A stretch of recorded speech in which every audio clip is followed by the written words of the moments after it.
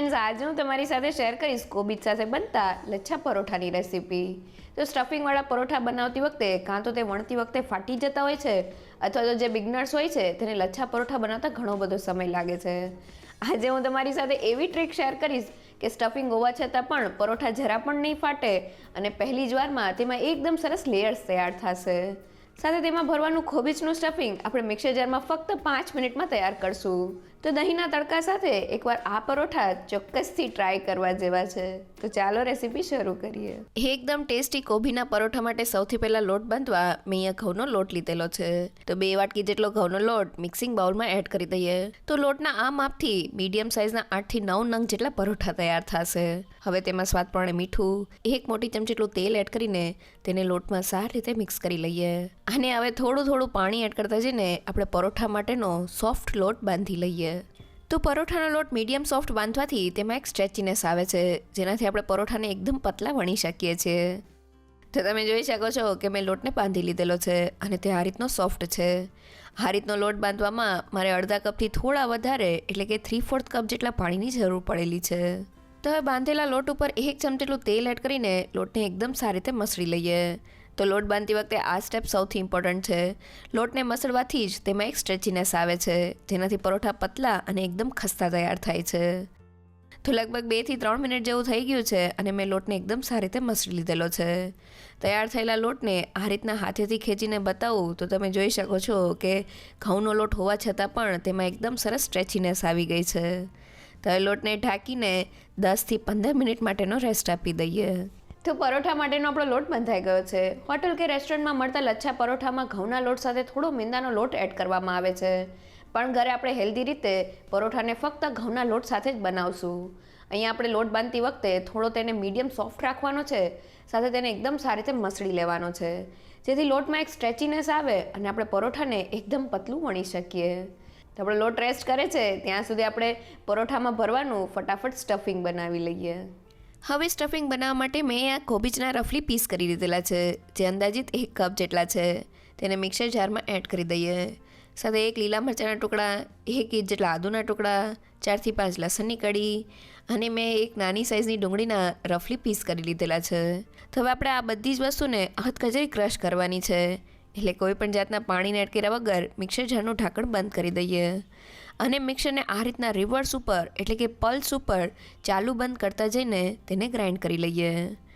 અને હવે ઢાંકણ ખોલીને જોઈએ તો તમે જોઈ શકો છો કે બધી જ વસ્તુ આ રીતની થોડી હથકચરી ક્રશ થઈ ગઈ છે. તો તેને મિક્સિંગ બાઉલમાં કાઢી લઈએ. સાથે મેં અહીંયા 1/4 કપ અને ફક્ત 4 મોટી ચમચી જેટલા પોહા લીધેલા છે. તો રેગ્યુલર બટેટા પોહા માટે જે પોહા વાપરતા હોય તે જ લીધેલા છે. તેને મિક્સર જારમાં એડ કરી દઈએ અને સારી રીતે ગ્રાઇન્ડ કરી લઈએ. તો તમે જોઈ શકો છો કે પોહાનો આ રીતના ફાઇન પાવડર તૈયાર થઈ ગયો છે. આ પાવડર સ્ટફિંગમાં રહેલા પાણીને એબ્ઝોર્બ કરીને સ્ટફિંગને ડ્રાય બનાવશે. અને હવે કોબીજના સ્ટફિંગમાં 1 ચમચી જેટલું લાલ મરચું પાવડર, 1 ચમચી જેટલું ધાણા જીરું પાવડર અને સ્ટફિંગને ચટપટો સ્વાદ દેવા માટે 1 ચમચી જેટલું આમચૂર પાવડર, તમે તેની જગ્યાએ ચાટ મસાલા પાવડરનો ઉપયોગ પણ કરી શકો છો. સાથે અડધી ચમચી જેટલો ગરમ મસાલા પાવડર એડ કરી દઈએ. તો અત્યારે મસાલામાં આપણે મીઠું એડ નથી કરવાનું, જ્યારે આપણે પરોઠા ભરતા હશું ત્યારે જ તેમાં મીઠું એડ કરશું. સાથે સ્ટફિંગને ડ્રાય બનાવવા માટે આપણે ગ્રાઇન્ડ કરેલો પોહાનો પાવડર એડ કરી દઈએ. અહીંયા પોહાના પાવડરની જગ્યાએ તમે 1 થી 2 ચમચી જેટલો શેકેલો ચણાનો લોટ પણ એડ કરી શકો છો. સ્ટફિંગ ડ્રાય હશે તો જ આપણા પરોઠા નહીં ફાટે. હવે થોડા કોથમીરના પાન એડ કરીને બધી જ વસ્તુને મિક્સ કરી લઈએ. તો બધી વસ્તુ મિક્સ થઈને આપણું પરોઠામાં ભરવાનું આ રીતનું કોબીજનું ડ્રાય સ્ટફિંગ તૈયાર થઈ ગયું છે. તો ફક્ત 5 જ મિનિટમાં આપણું કોબીજનું સ્ટફિંગ તૈયાર થઈ ગયું છે. અહીંયા આપણે તેને મિક્સર જારમાં તૈયાર કરેલું છે. મિક્સર જારને પલ્સ ઉપર ચાલુ બંધ કરતા જઈને કોબીજને આપણે સારી રીતે ગ્રાઇન્ડ કરી શકીએ છીએ. અહીંયા તમે મિક્સર જારની જગ્યાએ ચોપરનો ઉપયોગ પણ કરી શકો છો, અથવા તો ઘરમાં રહેલી કોઈ પણ જાડી ખમણીથી કોબીજને ખમણી શકો છો.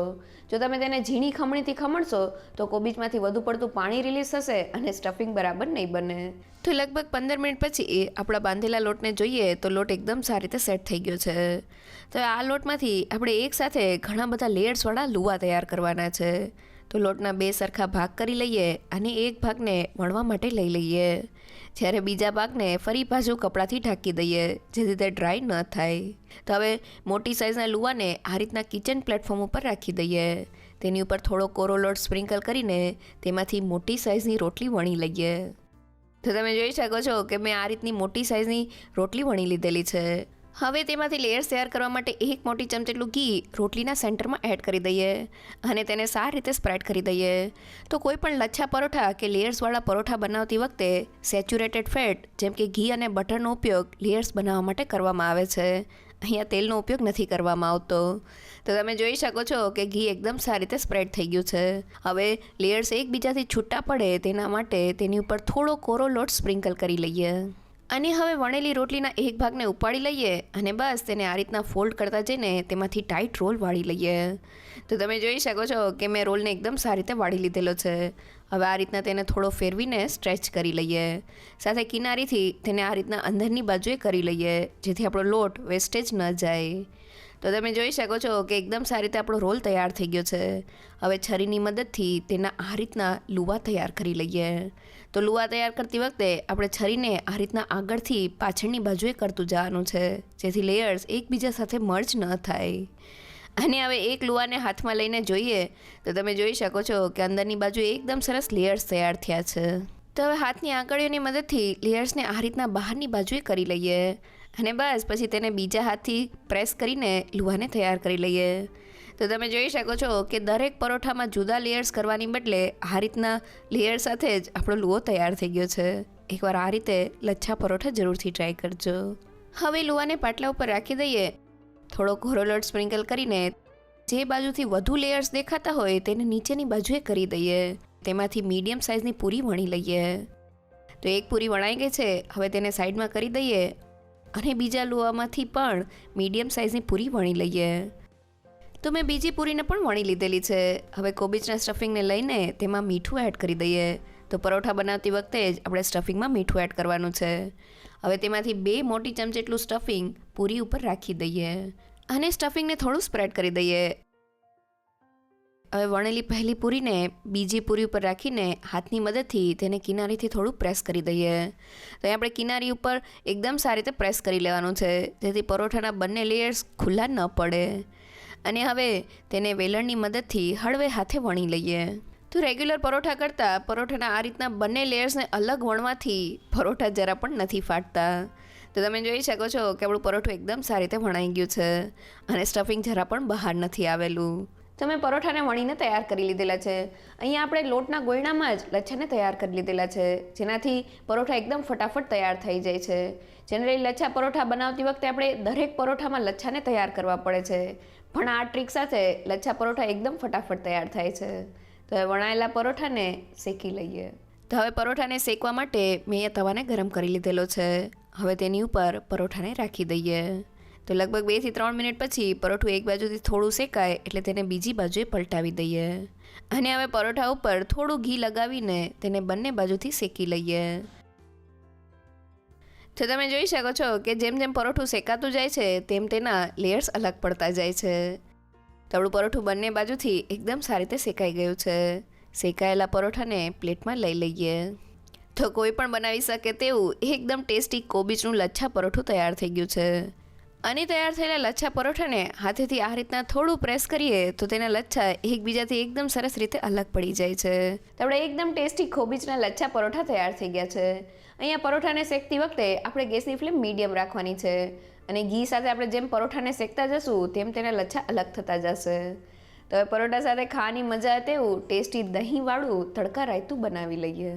ટેસ્ટી રાયતું બનાવવા માટે મેં 1 કપ જેટલું દહીં લીધેલું છે. હવે તેમાં અડધી ચમચી જેટલો શેકેલા જીરાનો પાવડર, સ્વાદ પ્રમાણે મીઠું અને ફક્ત 1/4 ટીસ્પૂન જેટલો સંચળ પાવડર એડ કરી દઈએ. અને હવે આ રીતના હેન્ડ વિસ્કરની મદદથી બધી જ વસ્તુને સારી રીતે મિક્સ કરીને દહીંને થોડું સ્મૂથ કરી લઈએ. તો બધી વસ્તુ સારી રીતે મિક્સ થઈને આપણું સ્મૂથ કન્સિસ્ટન્સીવાળું દહીં તૈયાર થઈ ગયું છે. તો હવે તેના સેન્ટરમાં 1/4 ટીસ્પૂન જેટલું લાલ મરચું પાવડર એડ કરી દઈએ. અને હવે તેની ઉપર તડકો એડ કરવા માટે તડકા પેનમાં 1 મોટી ચમચી જેટલું તેલ, અડધી ચમચી જેટલું જીરું, 1/4 ટીસ્પૂન જેટલા આદુના ટુકડા અને 1 લીલા મરચાંના ટુકડા એડ કરી દઈએ. સાથે થોડા લીમડાના પાન એડ કરીને વઘારને સારી રીતે સાતરી લઈએ. તો લગભગ 1 મિનિટમાં જ આપણો વઘાર સારી રીતે સતળાઈ ગયો છે. તો હવે ગરમા ગરમ વઘારને રાયતામાં એડ કરી દઈએ અને હવે તેને હળવે હાથે સારી રીતે મિક્સ કરી લઈએ. તો મરચાં ઉપર વઘાર એડ કરવાથી તેનો સ્વાદ એકદમ સરસ લાગે છે.